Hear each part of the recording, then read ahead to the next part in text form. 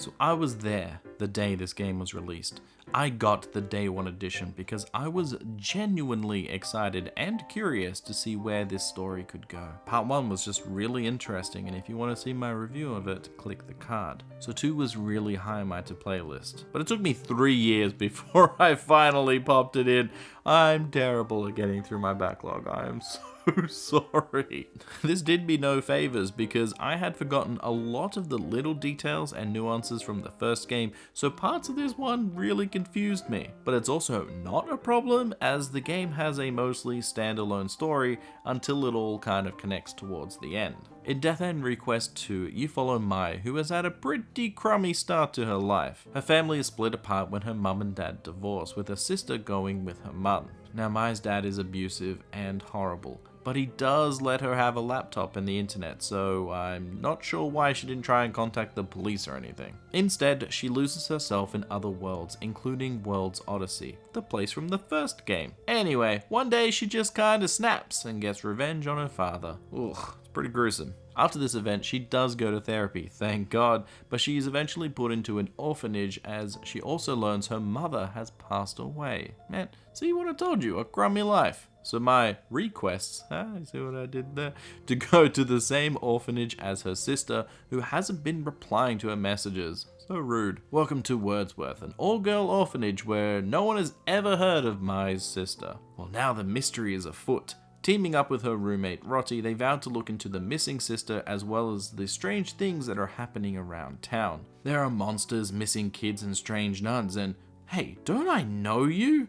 Man, this is gonna be one hell of a quest. Death End Request 2 is very similar to the first game. It is a visual novel of sorts with an action RPG element and a unique battle system. Between the two games there have been tweaks, like little ones like learning new moves are not telegraphed to you, making them more random. There is also a new super knockback technique which you perform by pressing the button at the right time during a knockback, and this is super duper handy. Also, there are no field powers, which is no loss because they were lame in the first game, and lastly, getting to 100% glitch doesn't kill you anymore, amongst other small things. There are also a few major changes between the games, like there are far fewer death ends, only 6, which is crazy for a game called Death End Request. There's also only one world to worry about this time. The story is all told in Choara and no back and forth switching between that and in World's Odyssey. The structure of this game goes heavy story, then optional side story choices, then dungeon mixed with story elements, and repeat. As you are stuck in one town, each time you go out to explore, you are given new locations to discover, but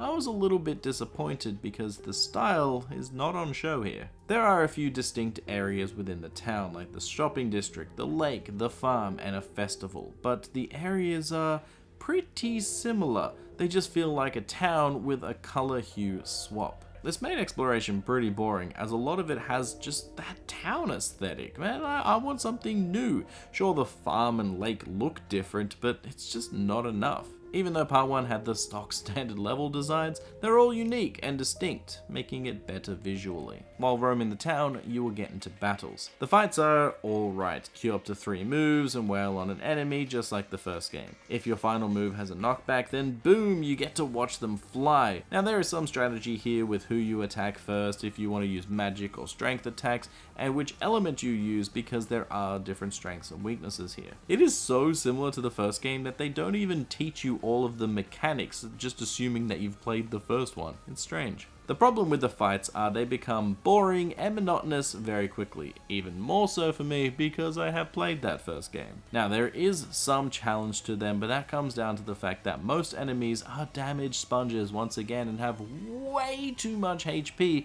and they can also hit like a truck. So what's the strategy? Well, use the same 3 attacks over and over again until they die, causing knockback, and heal as necessary. To make it slightly quicker though, you can enter glitch mode for a boost to your stats for that battle with a super finisher at the end. It's still pretty boring though, and it just gets worse as the game goes on because instead of getting tougher fights, you just get bigger HP pools. The bosses are also just a harder version of the enemies, so the strategy kind of stays the same, except you want want to stay in glitch mode more often so you don't use your super move for that damage increase. And sadly, you can't skip a lot of these fights because then you become underleveled, so you're more likely to die. So exploration is a little boring, and fighting is very boring.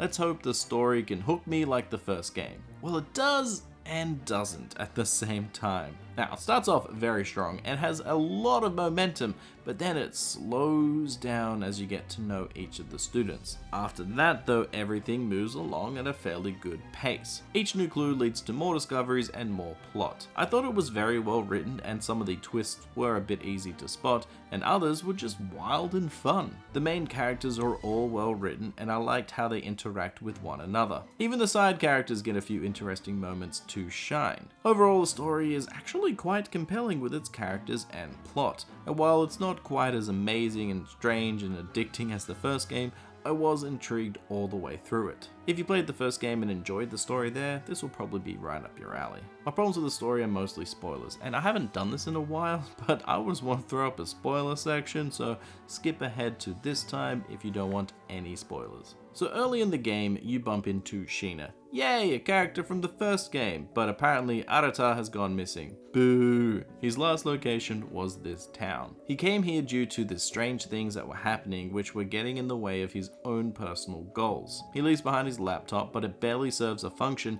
and it's mostly forgotten about, which is kind of dumb. Now, of course, I did want to find Arata. He's from the first game, but after learning a little bit more, a lot of the tension was gone because I knew the gimmick from the first game, so that kind of sucks. But it's the conclusion where it started falling apart for me. So there are 3 endings, a good, a bad, and the true one.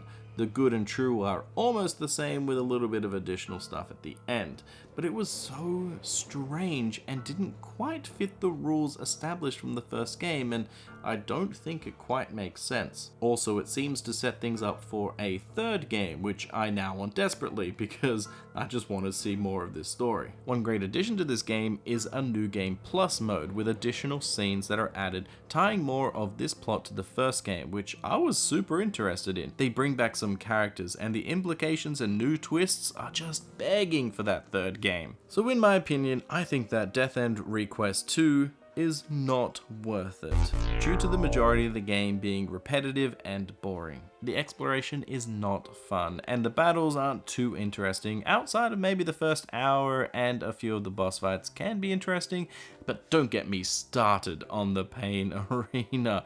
It is painfully boring, but the story and characters are the only saving grace here, and I was sucked in from the start, don't get me wrong. I just don't know if putting yourself through the game is worth it to see the story. Now, with all that said, I will buy Death End Request 3 on day 1, and probably take 3 years to play it, because the story is wild and I want to see where they're going to take it. After the 2 cliffhanger endings, I hope we will get some kind of conclusion. So guys, tell me what you thought about Death End Request 2. Did you like it? Did you hate it? And are you eager for a third game? Also, who was your favorite new character? Out of all of them, I'd say Rotti was my favorite, as she was just such a great friend and pillar of strength throughout the game.